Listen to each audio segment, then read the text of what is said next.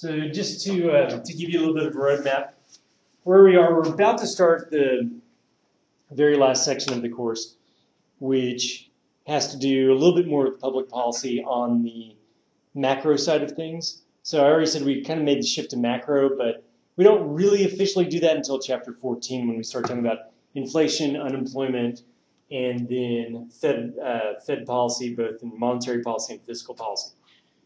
Right now, we're going to do a little bit of a micro topic, but the government is so heavily involved in this that they decided to put it a little bit later in the semester.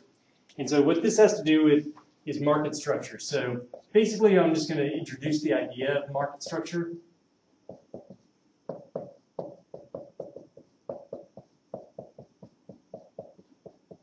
What does that mean? How is it defined, etc.? Then we will spend a little bit of time talking about competition. In other classes, you'll often hear this form of market structure being referred to as perfect competition.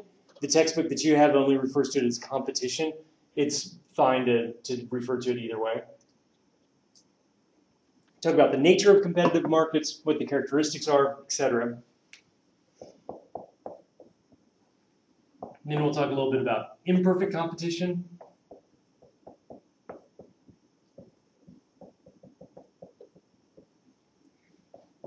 And then we'll talk about monopoly. And if we get some time, I know this is a lot of different topics for us. We'll go through a lot of these pretty quickly. We'll talk about price discrimination.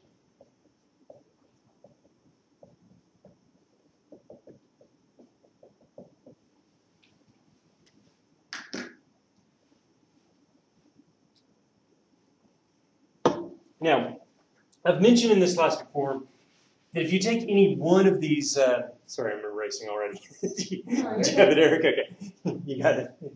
If you take any one of these chapters, basically it's an entire subfield within economics.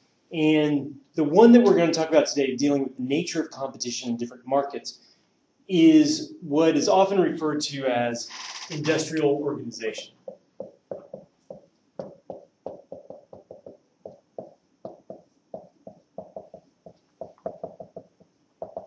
And basically, it deals with the nature of competition.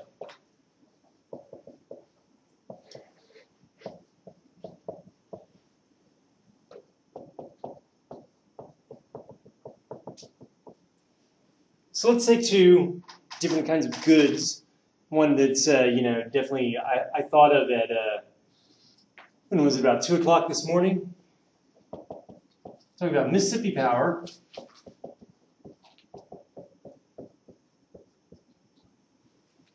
And then we can talk about sandwich bread. Two very different kinds of goods. So we have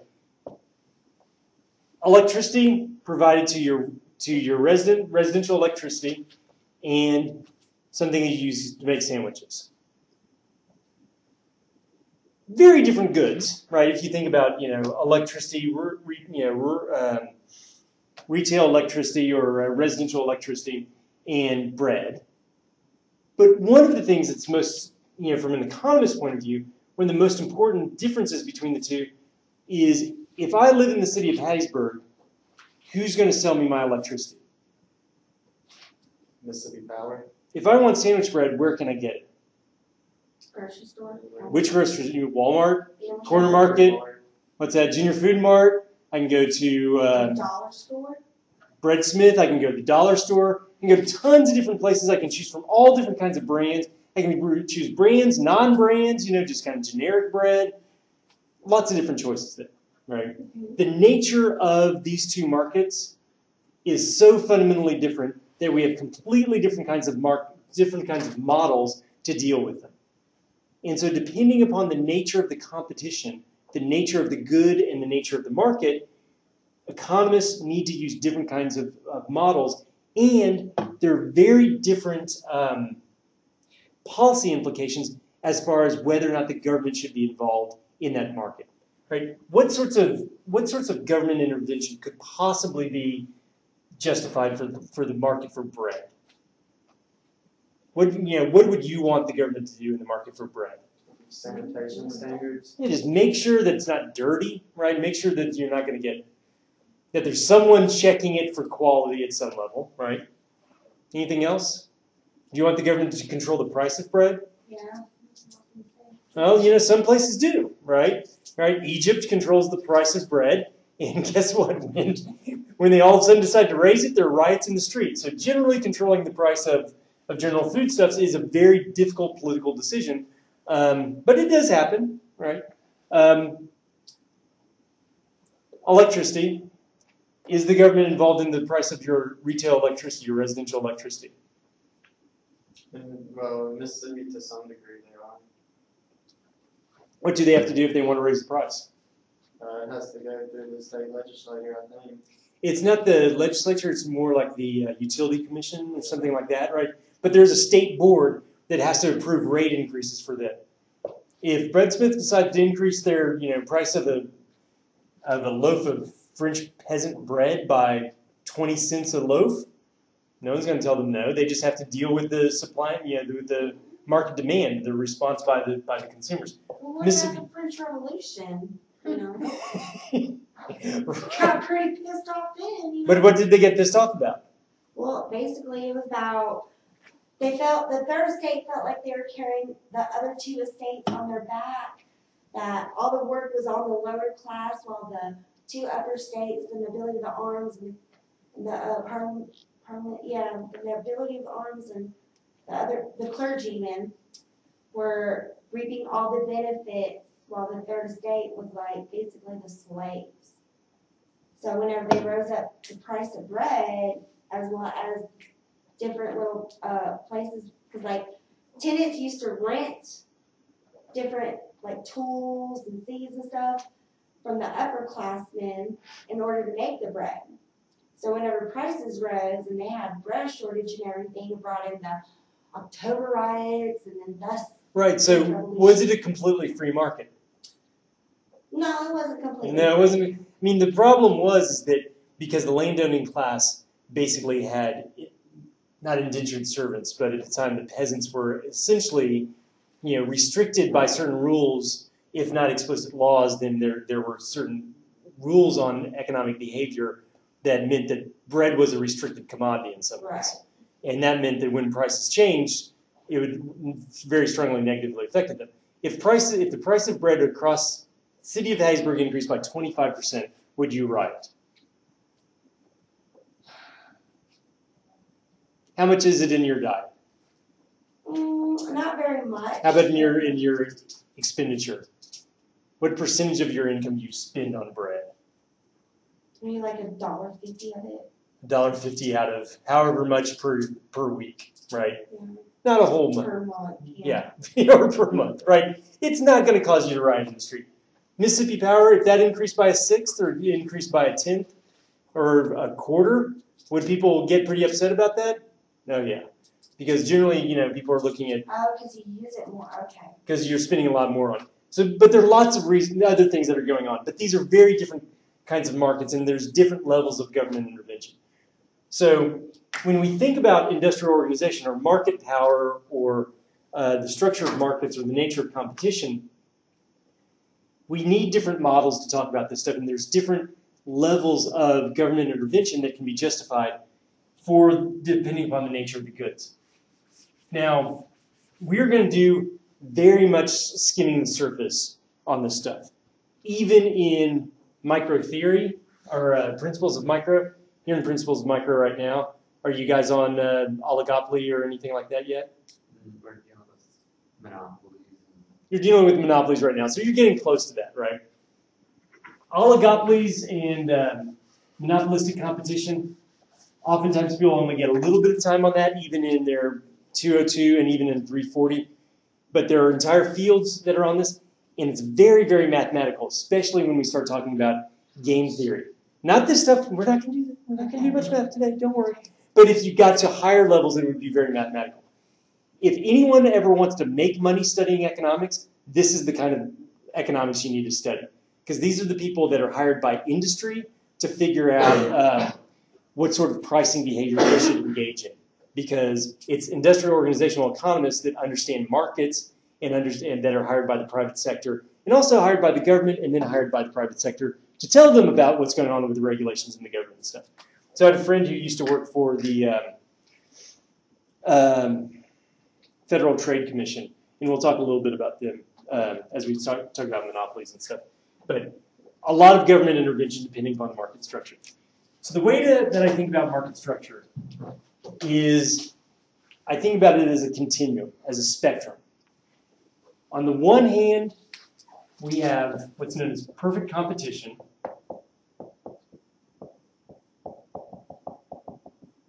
Or as your book refers to it as just competition.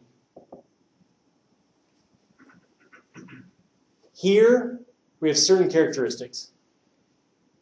And the most important ones are that we have, so let's see if I can get some help on that. What's the nature of goods in a perfectly competitive market?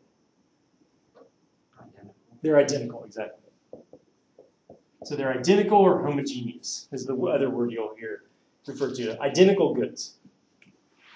Wheat is wheat, bread is bread, you know, some sort of good that's not distinguishable. Of course, bread, we can think about French peasant bread, we can talk about bunny bread. By the way, do you guys ever eat bunny bread? It's all you eat. It's all you eat? Choose to eat whatever kind of bread you want to eat. In 4th grade here, my daughter had to do a science experiment where like her teacher was doing a science experiment. I don't know if you guys have seen Super Size Me, but like when they put the fries, okay, Super Size Me, they're like, Yes, that they put the documentary about McDonald's making right. people fat. Yeah. But her science teacher just had different kinds of bread and put them like out in like Ziploc bags or something throughout the like semester. The bunny bread, I shit you not, from January till May did not mold. Like it just sat there perfectly fine the entire time. Choose to eat what you want to eat. That scared the hell out of me, you know. And that's the story in the Super Size Me. At some point, they take McDonald's fries and they basically like they change color slightly, but there's nothing that grows on them because they're so well preserved. Anyway. Yeah, a McDouble will last like 3 or 4 years on the shelf. That's pretty impressive. I remember that though. I saw that like in 9th grade. Oh man. So on the very opposite side of this is what Eric's studying in class right now in his 202, which is monopoly. Here we have a perfectly unique good.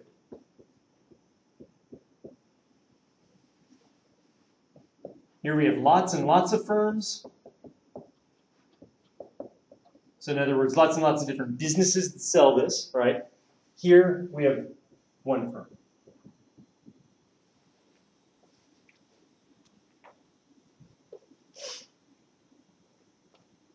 In between these two extremes,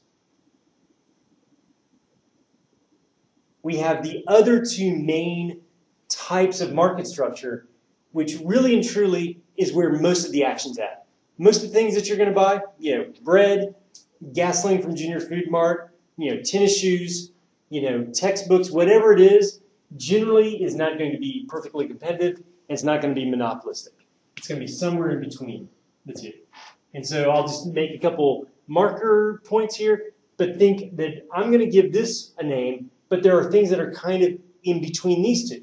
I'm going to give this name, and there are things that are kind of in between here, and there are also things in between there. So it's not, you know, these aren't silos where you can only say, oh, that is clearly this. You can say, well, it has some characteristics of this, but also it might have some characteristics of that, depending upon the good. So it takes a lot of discernment to say, okay, what are the important characteristics of this particular market, of this particular good? So how about the one that's closer to monopoly? What do we call that? Oligopoly? The oligopoly, yeah.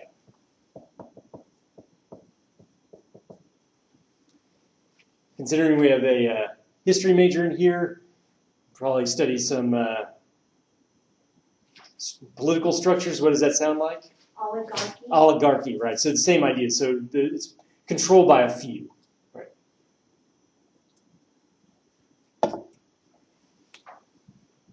Here we have a few firms.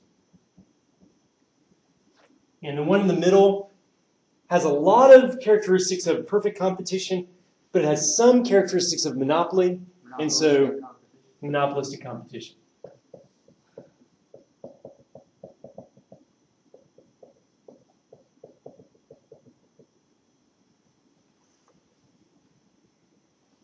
this can have, many firms, is the way it's often described. But the key characteristic here is that these are differentiated products.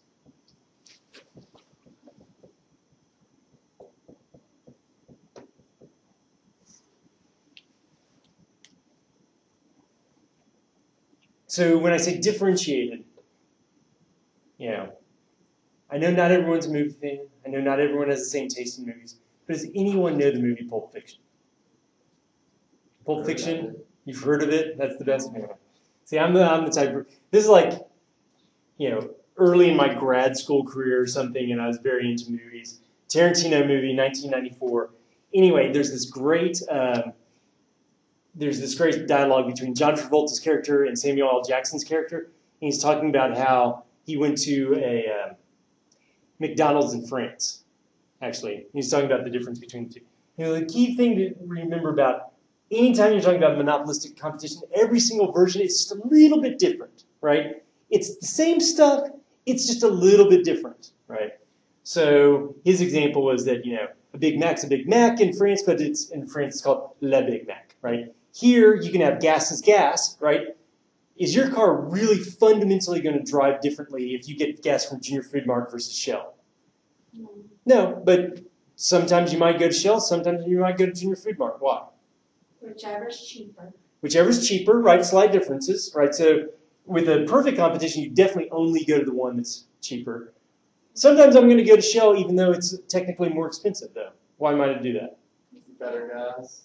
Well, you might believe that there's better gas, right? They've marketed this. Advertising is really important in this version. But the other thing, what's that? Closer. It might be closer, right? So just being a little bit closer to you is a way it's differentiated, right? Starbucks, right?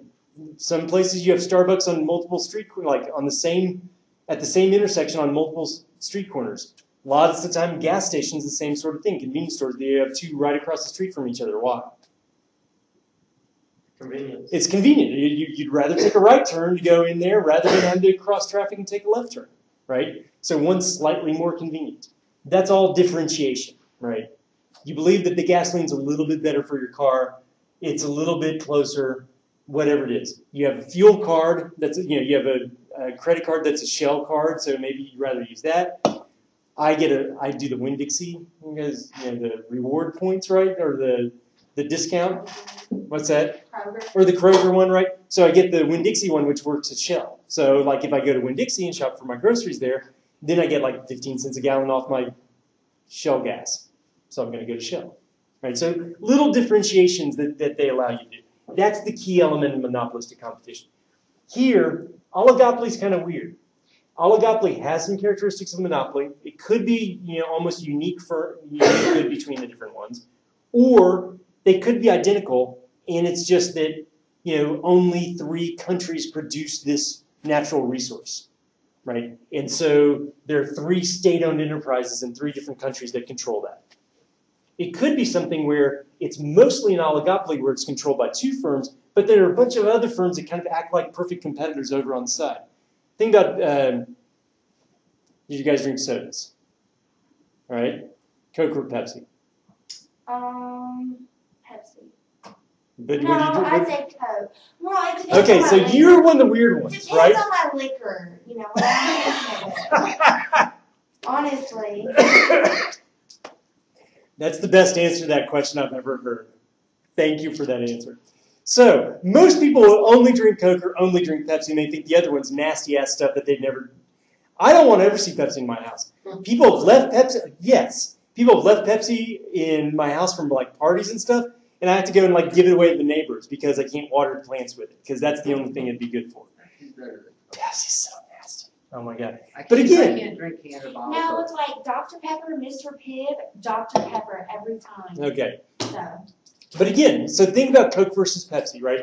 They dominate the cola market, the 2 of them. They don't really pay attention to anyone else that's out there. They don't really pay attention to Dr. Pepper. They don't pay attention to RC Cola or, Sam's Choice or anything else. It's always Coke versus Pepsi, and that's all that they care about. So they act very strategically as if they're the only 2 firms in that market, even though technically there are a bunch of other places, other businesses that try to get some of that COLA market too, right? So understanding the nature of competition is very important in order to understand policy implications, one, and two, if you end up working in the private sector and you're trying to sell a good, you need to understand the nature of the competitive market that you're in. Right. Questions about this general spectrum, this stuff that we're talking about. We'll talk a little bit more about each one of these in just a second. Would oligopoly be similar products still, or It could be differentiated. unique? It could be identical as well. Right. So, excuse me. I get We'll get some coffee. allergy-induced asthma, Yes. and like I haven't had it really bad in 5 or 6 years, and then Sunday, all of a sudden, it just was killing me. So That's how I felt on last Thursday. I don't know what's going on. I think the pollen was really, really high for a while until we got this rain, and it's still working its way out. So competition. So we have many, many firms.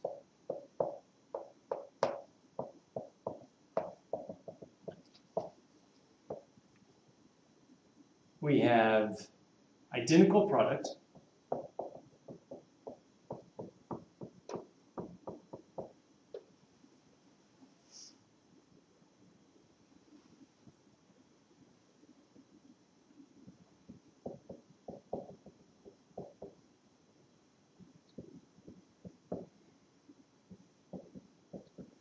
Relatively small scale is efficient.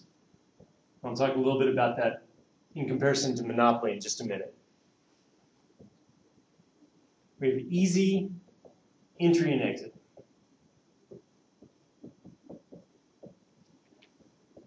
No barriers to entry.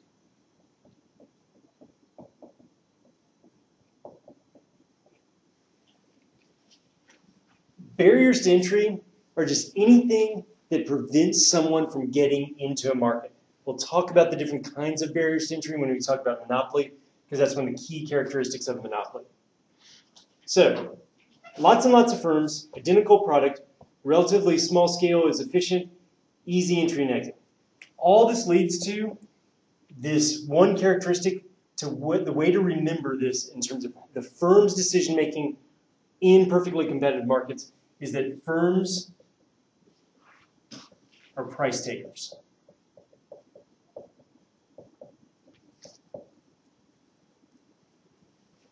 So,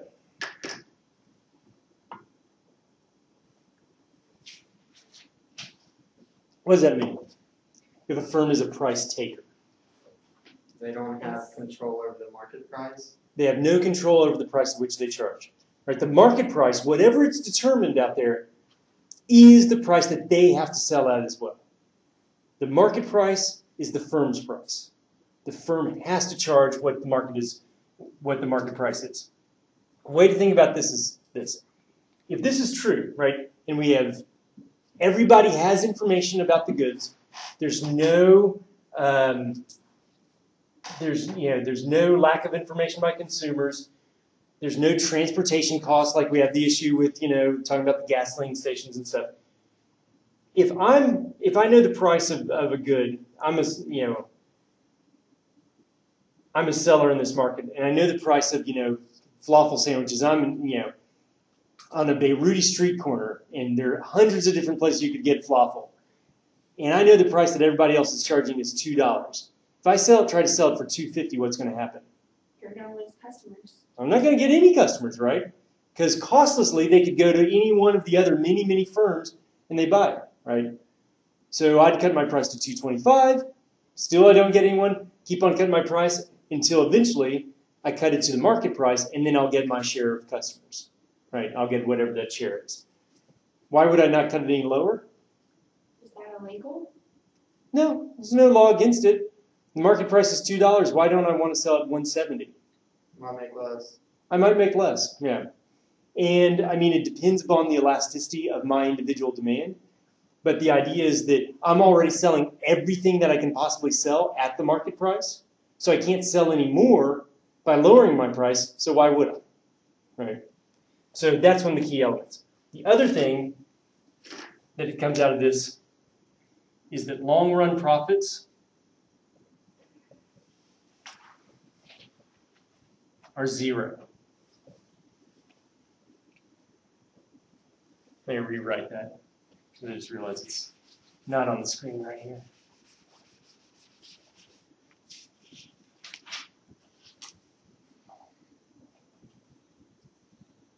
So long run profits by the business end up being 0. Now, when you talk about profits in economics, we're talking about economic profit, not the difference between your total revenue and your explicit costs. So it's not just saying that, all the money that I take in and then I take off everything that I have to write a check for, that's equal to 0. That would be accounting profits. That's a different measure. What we're talking about is economic profits, which is supernormal profits or excess profits. And ultimately, they're going to be equal to 0. And the reason why is because we have the thing that I just erased, which is easy entry and exit. If I'm able to earn extraordinary profits, like more profits than I can make doing anything else, then what does that create the incentive for in terms of other people possibly coming into the market? Is that going to attract people?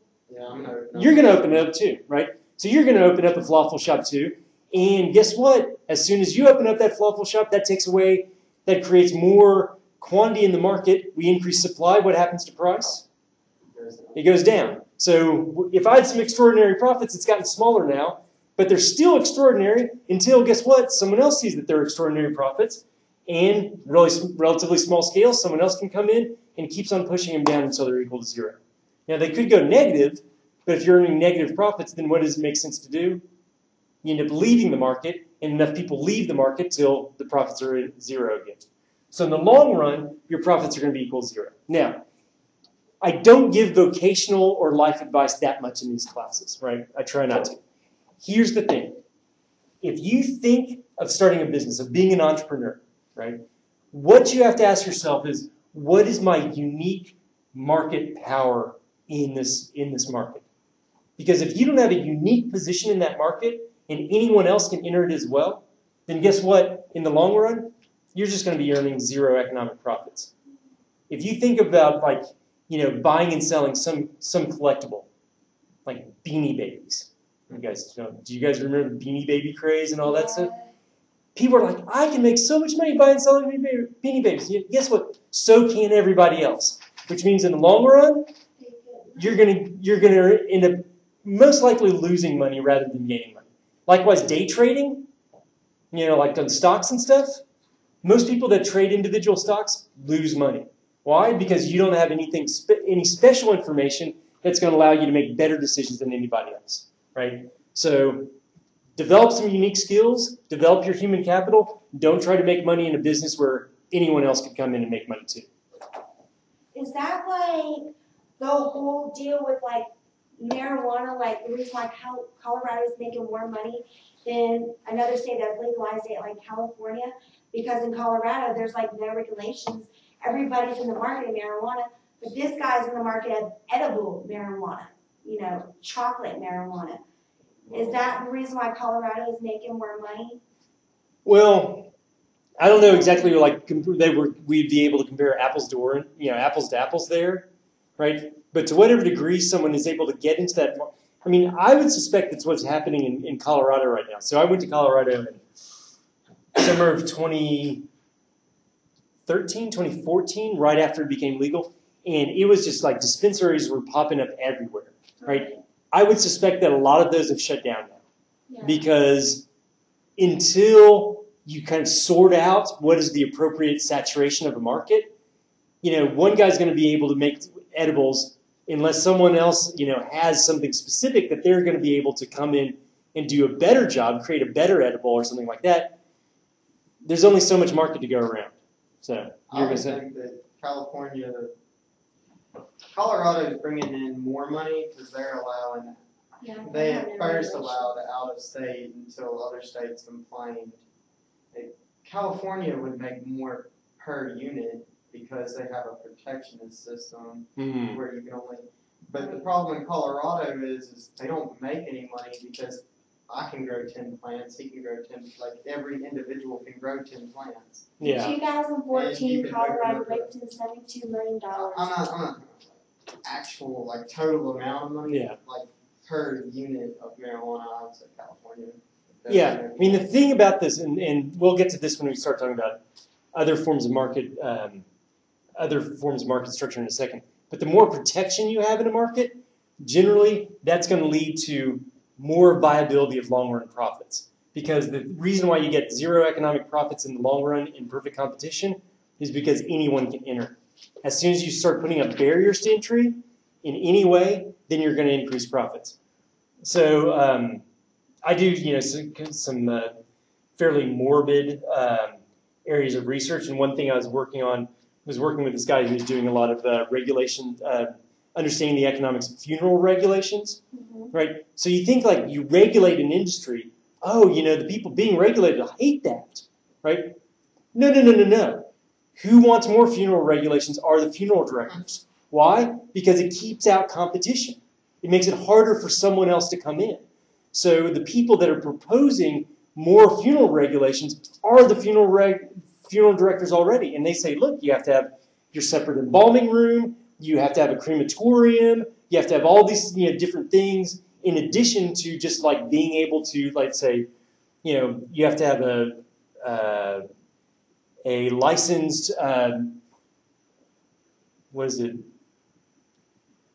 funeral director, but there's like another license, like an occupational license that you have to have in order to be able to run your own crematorium. Why? Well, you don't need to embalm those bodies, but guess what? We'll make you embalm a body that you're going to cremate anyway. Why? The only reason is to keep people out of the market. So the more regulations increase profits because they keep people out. Fewer regulations, long-run profits are equal to zero. So I'm not familiar with the California law, but the California law is actually going to be much more restrictive as far as who can sell. California is only going to they only allow medical marijuana. So you have to go to a doctor and get a card, and then I'm not sure how it works. Right. The people who sell it have to get a specific license, right? Which is the same in Colorado, but California doesn't allow small private growers without a license. Colorado, it's like really easy to get your like grower license. Yeah. Well, I thought California, don't they have a ballot initiative this year though? Yeah. So it'll be interesting to see how that changes. Yeah. I'll have y'all two run my paper out for me. All right. Let's talk about imperfect competition now.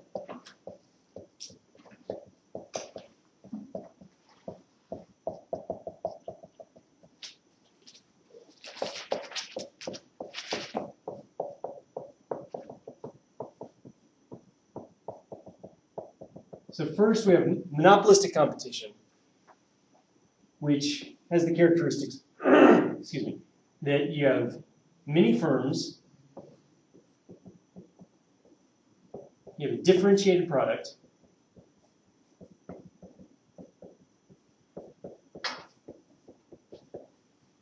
you have easy entry and exit,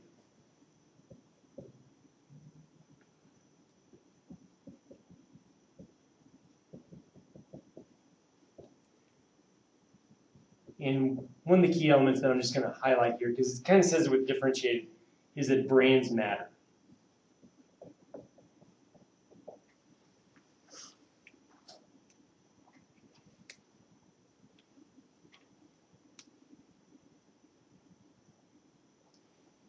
All right, so this would be an example of something like retail gasoline, right? So lots of different places where you could buy it, right? Think about it, in the city of Hattiesburg alone, there's probably, I don't know, I think there are like 8 Junior Food Marts, so there's probably easily 40 or 50 gas stations. Differentiated product, we talked about left side of the road, right side of the road, all these different things. Easy entry and exit. It's not perfectly easy, but you see some small kind of mom and pop sorts of convenience stores out there that sell gasoline, so it can't be all that difficult. You get a few licenses, you go through, whatever sorts of regulations you need to go through. But one of the key things about monopolistic competition is brands matter. So, think about tennis shoes, right? You go into a store and there's a place that has, Chuck Taylor's. Right next to it, they have some identical looking shoes, but they're not Chuck Taylor's. Which one would you rather pay more for? Real The real ones, right? Because why? Because brands matter, right? And, Nikes versus anything else, or, I, for the longest time, the only kind of running shoes I was wearing was Brooks. And it wasn't because I thought they were particularly more stylish, but I knew that they fit my feet a little bit better. Like, however they did their sizing was a little bit better. So that was just information that I could use to simplify my choice, and I'd only look at the Brooks, So brands contain information, and they matter in this way. And people generally don't end up having to charge the same price because some people are willing to pay more for certain brands than other brands. Here's the interesting thing, though. In this model, you have easy entry and exit, which means that up until, to the degree that people don't have a complete monopoly on a brand, what's going to end up happening to long-run profits?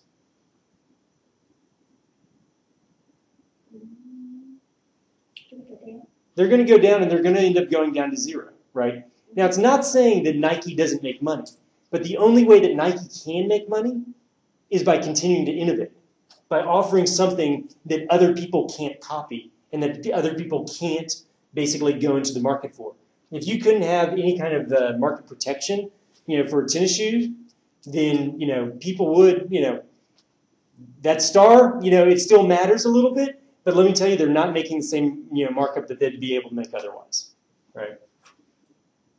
So most of the things that you buy as a consumer are probably going to be some form of monopolistic competition.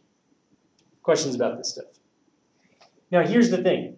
A lot of people will do models that show that this is actually fairly inefficient because the minimum price isn't as low. The average price that you can get or the average cost isn't as low as with perfect competition. But because brands matter not just to the brand, but it also is information for you, that we're willing to pay slightly higher prices in order to get variety, right? Let's face it, we don't all want the same kind of running shoe, right? Sometimes, shoes fit differently depending upon the brand. Likewise, your life is a little bit better that you don't have to eat generic Cheerios rather than, you get to choose whether or not you want the generic or the regular Cheerios. Here's a funny thing that we're not, talking about Pepsi and taste tests. I used to do this exercise in my micro class on monopolistic competition, and I used to bring in Kroger brand like chocolate wafer cookies, right? And then I'd bring in the Keeblers, right? Invariably, which one won the taste test? Kroger brand. Kroger brand. Every single time. It was like 40 cents cheaper per bag. Every single time Kroger brand won. That's why they come out with new Coke, is because the taste test people preferred Pepsi, so they thought they'd come out with better. But they prefer it for the initial sip, though. They don't actually prefer drinking an entire can of Pepsi to an entire can of Coke. I do. You may, but on average, that's why New Coke ended up failing, is because they realized that actually that little bit of bitterness is something that causes people to want to drink more. And it's just overly sweet with a Pepsi. I figured it's just because people were like, oh, they changed the test, but they changed the taste, but they didn't really realize that they would like it better. No, I think they really thought that people would like it, but then they realized that little bit of bitterness that you get in Cokes, I find people it like salty. it.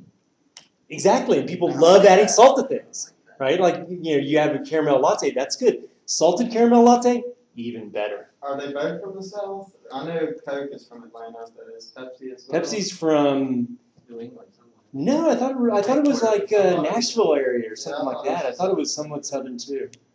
Yeah, because I know it's really big in Kentucky, Tennessee. Yeah. With monolistic competition, monolistic, just one company runs everything. No, monopolistic. So it's like a monopoly in that you have a monopoly over your brand. Like Chuck Taylor's, only Chuck Taylor or only Converse can sell Chuck Taylors, right? Only Nike can put swooshes on shoes. Oh, right? So it's got a little bit of monopoly power over their brand, but otherwise it's like a competitive market. So the iPhone versus the Samsung or something like that. Right, and that's the question is like, is that the better market structure for that, or is it more like an oligopoly?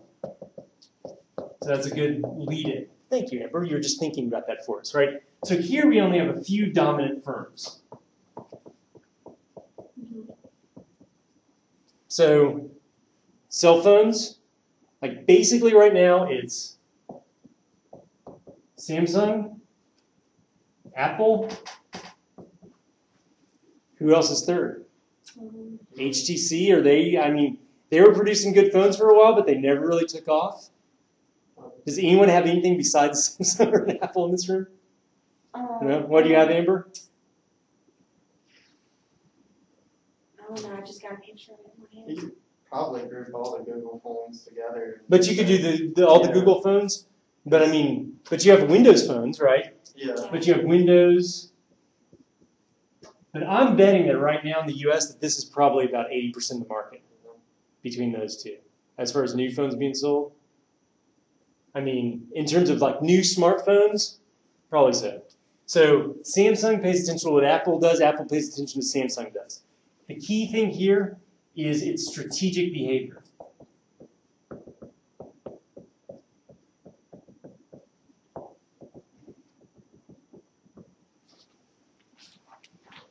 Monopolistic competition, you have to kind of know what's going on in the market, but you don't have to pay deadly attention to what those other competitors are doing on a daily basis, right? You can produce your product and you can tell, you do taste tests, you try to figure out what people want, but you know that, if Nike spends all their time focused on Adidas, they're not going to be producing the best shoe because they need to really focus on just their research, making sure their customers are happy, producing new products, doing new innovations, etc.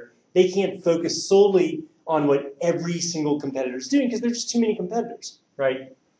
Here, oligopoly, it's so few that there's really these strategic interactions. So Samsung has to think about what Apple's doing, Apple has to think about what Samsung's doing. Okay. And so this is what, when we start modeling this behavior, especially in 202 and 340 in the advanced classes, this is where you start using game theory. Because my decision is going to depend upon your decision. So the question is like, do you go into this market or not? Early on in Ben & Jerry's history, they were trying to decide whether or not to go into Boston, right? So this is like the first big city that they were going to go into. There's a rival ice cream that was kind of a knockoff brand of theirs. Like they'd only been selling in Vermont, hadn't gone to a big city. But this person that they consulted with earlier started creating this brand called Steve's. And it had a picture of a guy on the lid and just looked a lot like Ben & Jerry's. And it was like a knockoff of Ben & Jerry's before it even expanded that much. When they heard that Steve's was going to go into Boston, they ramped up their production process and got into the stores about 6 months earlier than they originally planned.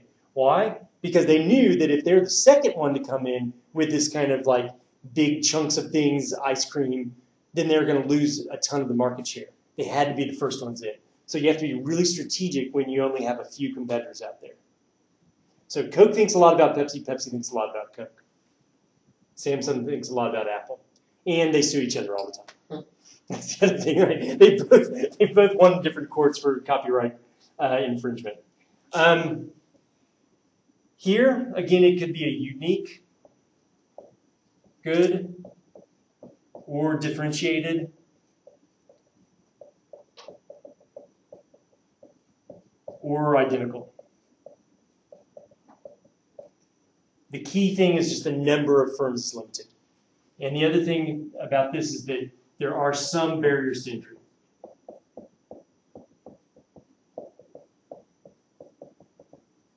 Whether or not those are legal barriers or just the nature of the market or the ownership of the natural resource, whatever it is, not everyone can get it. And oftentimes you do have extra normal profits in this because of the strategic nature. This is the kind of market that oftentimes the government really has to keep a close eye on, because if these companies start colluding, if they start working together, then that's when the consumers are going to get screwed over. Because the nature of the competition means as long as they're always trying to improve their products and always trying to undercut each other on price, consumers are perfectly happy. Produce a better iPhone every year, people get happy about that. produce a better, Galaxy every year, people get happy about that. If you all of a sudden the prices both shoot up by 30%, oddly, and they're the exact same price, someone's getting screwed, and it's probably the consumer, right? So that's where you have to watch out for collusion and anti-competitive behavior. All right, monopoly.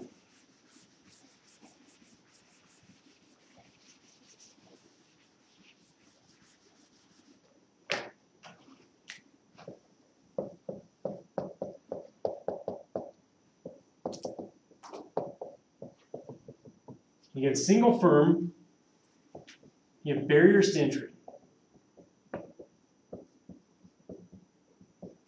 These could be things like government licenses or patents.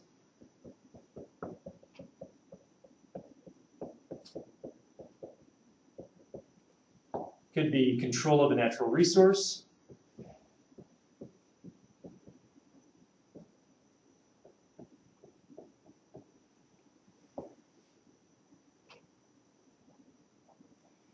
It could be economies of scale.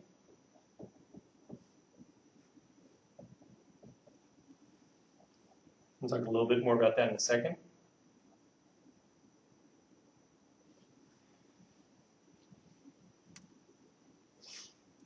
So why is it that I have to buy my electricity from Mississippi Power? Natural monopoly. It could be a natural monopoly, but technically it's because the city of Hattiesburg has said that within the city of Hattiesburg, there's one company that's allowed to sell power. So they have the government license, right? Now, outside the city of Hattiesburg, if you live out in rural Lamar or something, you could be part of Dixie or a co-op. Is it a Lamar co-op? I forget. It's like you pass it on 98 as you're going out. In Greene County, we use the Singing River Co-op. Right. So in rural areas, you have different ones, but probably you don't have a choice. No, but I mean, it's really cheap Yeah. compared to Hattiesburg. Yeah, Hattiesburg, Mississippi Power is a lot more expensive. So these government licenses basically give a monopoly. Now, the reason why the government has decided that that's a good idea is because of this economies of scale issue, which is that economies of scale means that it gets cheaper and cheaper to produce an individual unit on average as you produce more. So if you only produce a few units, if you only have like 3 houses that you're trying to sell power to in the entire city of Hattiesburg, what do you have to do? If you have a power plant, let's say, somewhere in Summerall, what do you have to do to sell power to those 3 houses in Hattiesburg? Run lines. You have to run all those lines there. You have to spend all this money up front, right? So high fixed cost means that you have economies of scale. Like the more people you have on there, the lower per unit cost, right? Which means that if you had one company providing all the power within a city, then they could provide it at a lower average cost to all the consumers rather than having 10 different companies trying to all sell, because then you would have much higher average costs because those economies of scale. Everyone would have to run a line, blah, blah. Now, at one point, Texas and other states experimented a lot with deregulation of electricity markets, saying that the person who you send your money to doesn't have to necessarily be the one who owns the line, and they did all sorts of things like that. But the basic logic still holds, that government provides a license because they believe that this is a natural monopoly based upon economies of scale, that naturally a monopoly would form anyway, so you might as well regulate and make sure it's not charging people too much.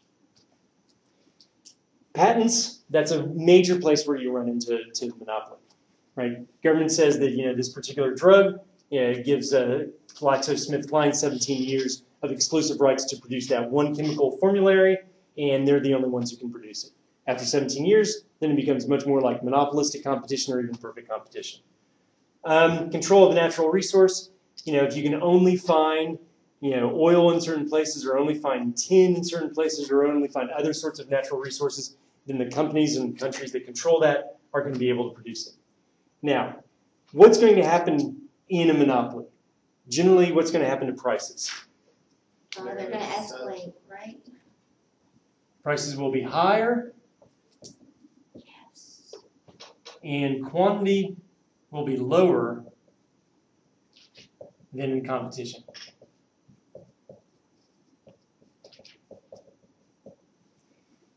Now, in terms of efficiency, a lot of times people spend a lot of time talking about the efficiency or the lack of efficiency of monopolistic markets. It's definitely true, but is it prices being high or quantity being low, which is the determination of efficiency? Efficiency is about getting what right, the price or the quantity? The equilibrium. Quantity. It's going to be the equilibrium, but it's the equilibrium quantity that matters, right? Price is just determining who's basically getting more of the consumer or producer surplus, who's getting the rewards out of it. Price is too high just means that there's less consumer surplus, more producer surplus. The main problem is that quantity is too low. Remember, allocative efficiency means that the marginal benefit to society from producing the good is equal to the marginal cost to society. If the quantity is too low, then people would be willing to pay more, but they're willing to pay more than they have to, and it's costing less to the firm to produce it than people are willing to pay, but there's something blocking that. And it's because it's not profitable for the firm to lower their price and sell more, because profit maximizing isn't the same thing as efficient for the firm's perspective. And so they restrict the amount of output, causing prices to be higher, but the most important thing for efficiency's sake is that the Q is too low. That at the market quantity, the marginal benefit to society is still greater than the marginal cost to society, so we should be producing more.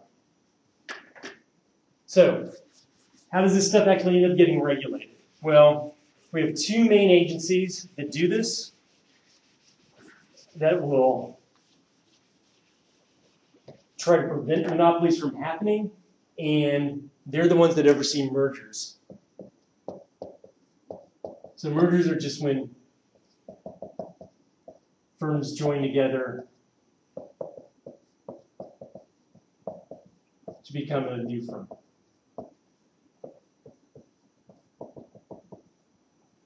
So got lots of experience with this during the financial crisis. You could barely keep track of who your bank was anymore. Did you guys have bank accounts before financial crisis, or were you aware of like your parents? I had a Wachovia account. I had a Wachovia account as well, and now you have a Wells Fargo account, right? Well, Wachovia, a few years before that even, had bought out First Union, I think it was. So people had First Union accounts, they all of a sudden had Wachovia accounts, then Wachovia accounts became Wells Fargo accounts. Yeah, I didn't realize it until that time. You know how they chose which one it was? What they usually do in terms of like two equally sized banks will merge. What normally determines it is which one's older.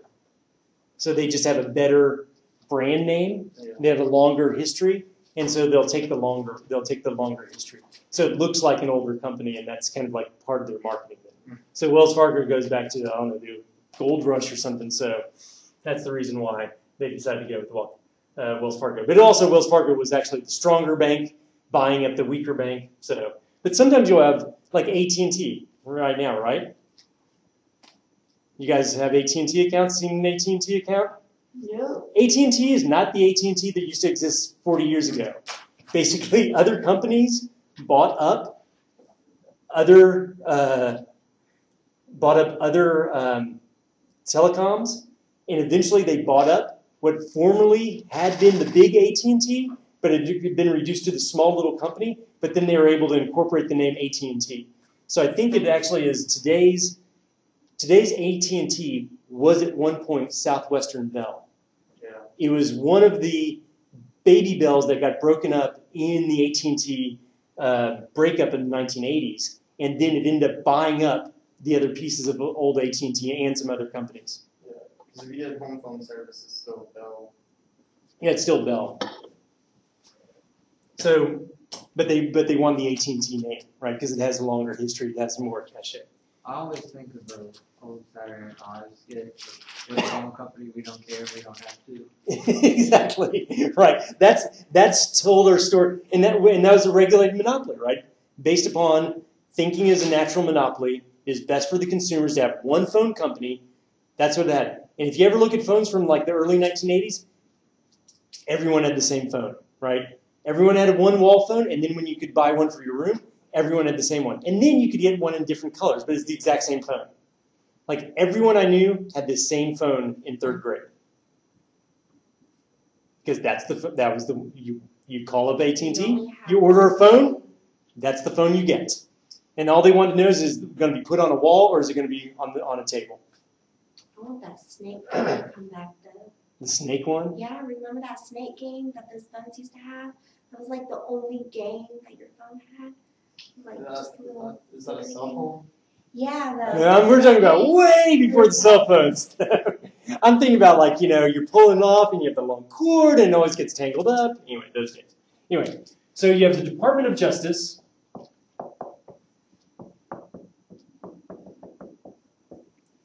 Which has an antitrust division.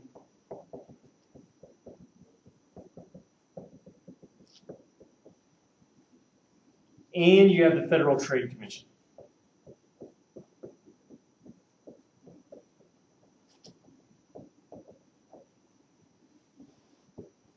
They both regulate competition.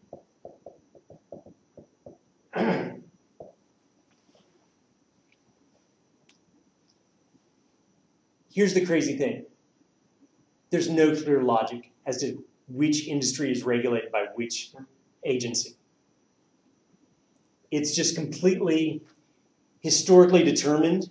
Like I swear it's like two guys went out drinking one night and said, okay, you take airlines. Okay, well you get, telecoms, blah, blah. It all depends.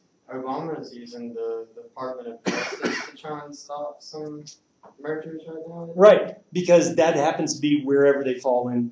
Okay. Like that industry was one of the ones the Department of Justice got. Yeah, he compared himself to Truman, and I was like, well, I don't think he busted any trust. And then, I've seen that, and I was like, oh, well, that's why he made the comparison to Truman.